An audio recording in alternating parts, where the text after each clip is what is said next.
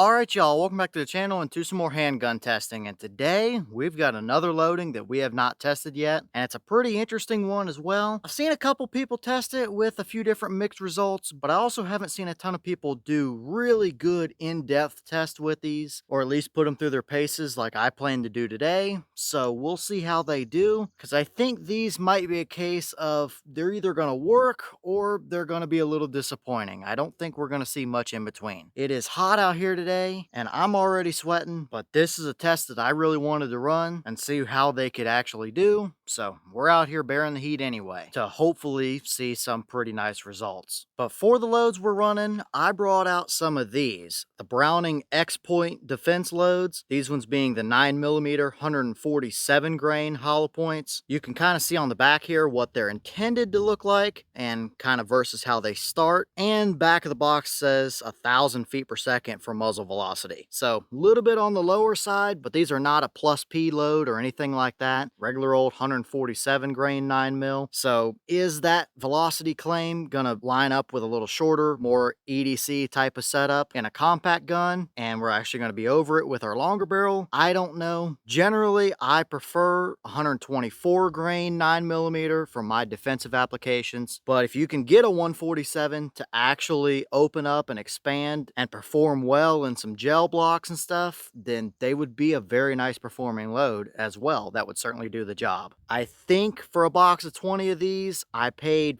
$14.99 or something like that, so definitely not the most expensive hollow points either, but we're going to run them through a few different combinations in a few different tests and see what they really do. As for the setups we're running them in, I think it would be wise of us to test a compact carry gun as well as a little bit more full-size, maybe home defense style of option as well. So we've got the usual two handguns today that we typically like to test 9mm through, that being a Glock 43X and the Canik TP9 SFX. In the 43X, we've got a compact 3.4-inch barrel type of setup, very common, concealed carry option. Will the 147s have enough velocity to expand through this short of a barrel? That's going to be a big question for today as well. But on the other side, we've got a full size. This Canik has a 5.2-inch barrel and a Vortex red dot up on top. So we might be able to get a little bit more precise when we actually look at accuracy potential from these as well. So these two barrels should give us an idea on if either one of them is going to have enough velocity to reliably get those Brownings to expand. As for our test today,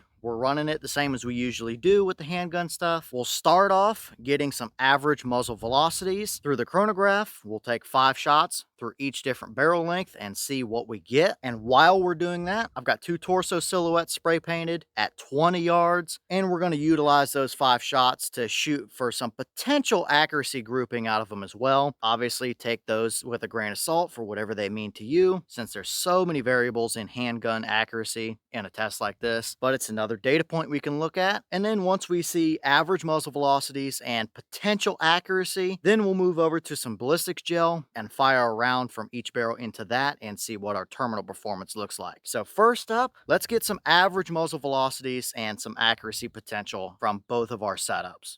Okay, so first up, we have our 43X. I've got 5 rounds loaded in the magazine. I'm going to take it and press it hard into the lead sled here where nothing is going to move, and I've got a really good sandbag rest for my wrist. We'll put 5 shots through the chrono, and the torsos that we're going to see down there are at 20 yards, and we'll see some accuracy potential. So let's see what the 43X has got for us.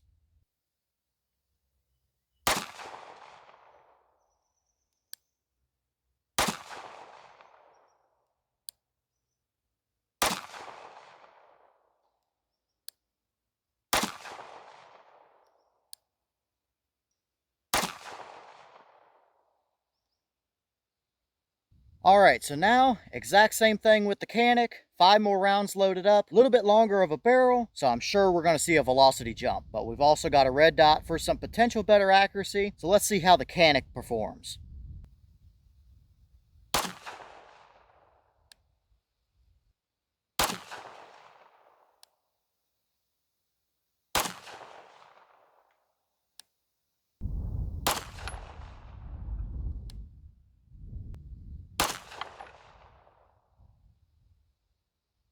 Okay, so quick run through for the velocities. We have a boss claim of 1,000 feet per second, and we'll start with the Glock 43X, which has a 3.4-inch barrel. Did not expect to see the actual 1,000 feet per second claim from that short of a barrel, and it looks like mid to upper 800s is what we are running. We had 865, 868, 883, 865, and 898, and I forgot to separate our two groups on the chronograph. So in editing, I will pop up the average velocity number, the extreme spread, the standard deviation, and the muzzle energy for our Glock 43X barrel, so you guys can see what we're actually pushing there. But now comparing that to the Canik, which has a 5.2-inch barrel, almost 2 more inches of barrel length, and we were starting to get up close to their velocity claim. We had 976, 975, 995, 1002, and 958. And again, I'll pop up the same average muzzle velocity, extreme spread, standard deviation, and muzzle energy for the Canik as well. It's going to be a little higher than the Glock was. But still, we only had one round that actually met their claim. So they absolutely tested it through at least a 5-inch barrel, if not a little bit more.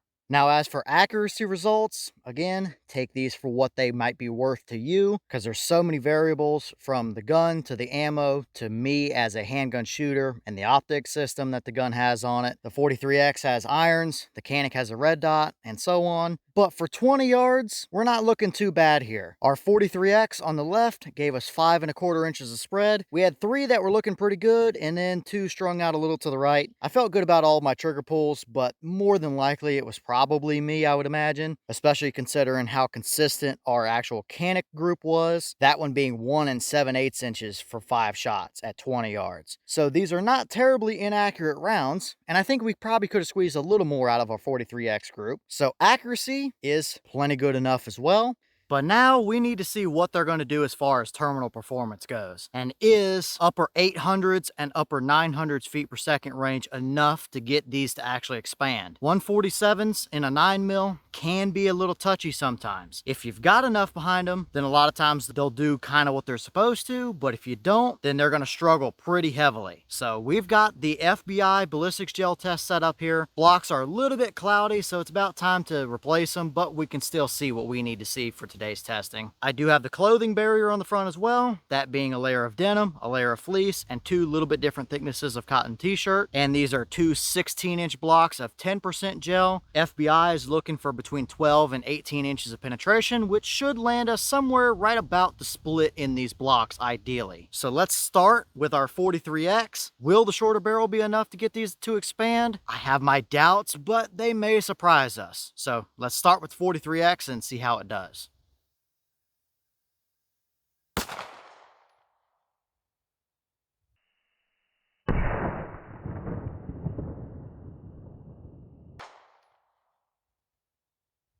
Alrighty, that round gave us 869 through the chrono, so we can utilize that to calculate some energy when we pull the projectile out of the block.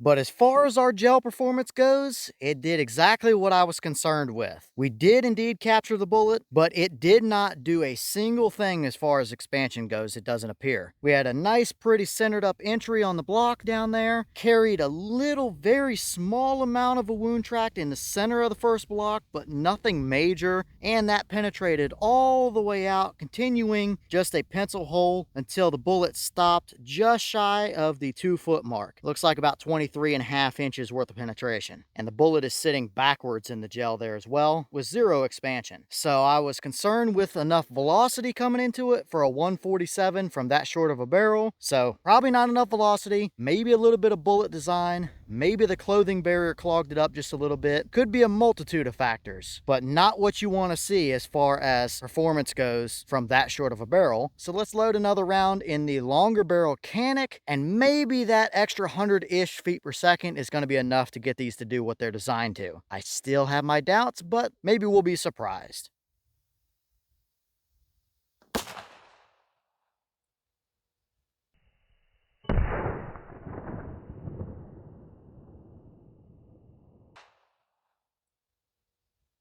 And the round from the Canik, which is now a 5.2-inch barrel, gave us 945. So definite little bit of jump in velocity, but did it make any kind of difference? The answer is yes, by just a little bit. Not much, but at least this one tried to expand. We had another nice centered up hit. The tracks are close to each other, but they are indeed separated. If we look down from the top here, you can see the track at the bottom of your screen is the new track from the Canik with a little bit longer barrel, and the top track up there is from the 43X. So a little larger of a wound track, at least 3/4 of the way out through that first block, but still nothing that blew us away necessarily. However, we did try to expand that bullet just a little bit in there. It started to peel the petals back, but it looks like it drug some junk like denim or something in with it as well. As far as penetration goes, we're looking at right about 17.5 inches to the front nose of the bullet. So pretty much perfect penetration numbers. And I mean, it did a little bit of disruption up there as far as the wound track goes, but the bullet still didn't open up to the fullest extent that it should. So maybe these should probably be run through a carbine or something like that. If you got a PCC setup, you might be able to utilize these enough to actually get the bullet to do what it's designed to do. But even out of what I consider to be a full-size 9mm handgun at a little over 5 inches of barrel length, still did not exactly do what it was intended to do. So we'll pull both of these bullets out of the blocks, take them into the bench, measure them, weigh them, and see how they actually look.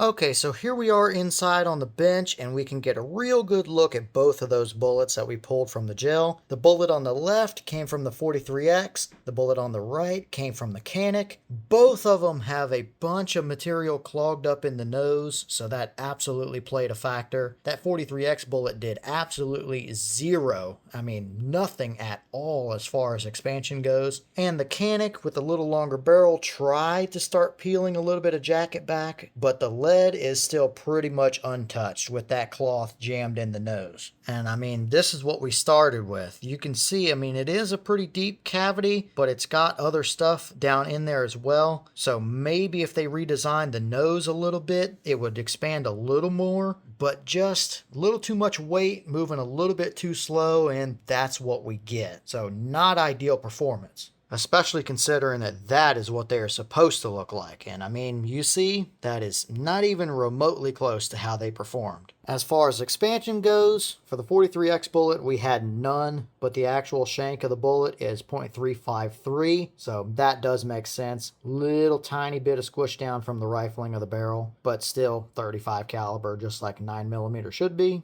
And for our Canik bullet, from the farthest out pedal across, we're right at 507 for expansion. So, I mean, it tried, but you saw how ugly it is, and it's all pretty much jacket expansion. Now, as far as weight goes, these are supposed to be 147, so we'll see. We're at 146.2 from the 43X, so pretty close, probably with a little bit of added weight with that cloth in the nose. And comparing that now to the Canik shot, we're at 145.6, so maybe lost a tiny little bit of weight there or something, but nothing major as far as weight loss goes between them. Overall, just pretty poor performance here in the grand scheme of things. Not at all what you want your bullet to do, that's for sure. But as far as energies go out of these, the bullet on the left from the 43X, we had 869 for a velocity. That gave us 246 foot-pounds worth of muzzle energy. Comparing that to the Canik bullet on the right, we picked up a little bit of velocity, sitting at 945, and also picked up a little bit of energy, now sitting at 291. And it did make a little bit of difference. So maybe if these were getting pushed in the upper thousands, maybe 1100-ish range, they might actually be a little more decent as far as expansion and stuff goes. But at 1,000 or a little bit under, they're just not going to cut it at the end of the day.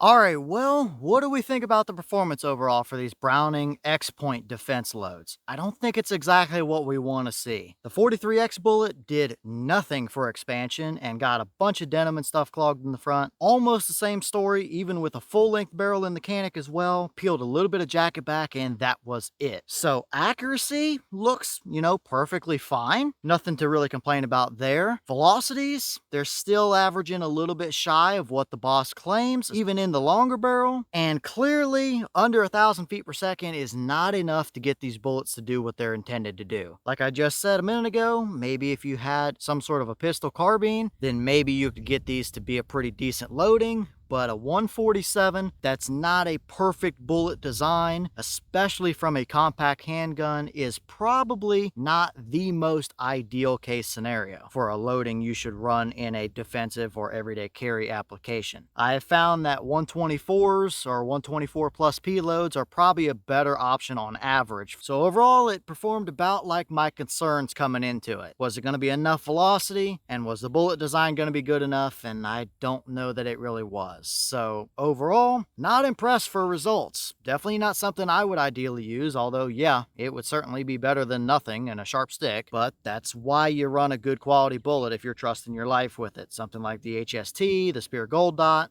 something along that line is a much better choice. But let me know all your thoughts down below. Is that about what you expected to see? Were you a little surprised one way or the other? Have you tested any of these Browning X-Point defense loads, and if so, what kind of results have you seen? Is this a loading you would ever use for anything, or would you much rather run an HST or a Gold Dot or whatever the case would be? And maybe what other loads do you want to see us test like this? Let me know all that down below. But with that being said, I've got some more testing to get done for you guys, so I'm going to get back to it. As always, we have the channel Instagram as well as the mailbox where you can send stuff if you'd like. All that information will be in the description if you're interested in it. But I'm going to get back to it, so I'll see y'all in the next one.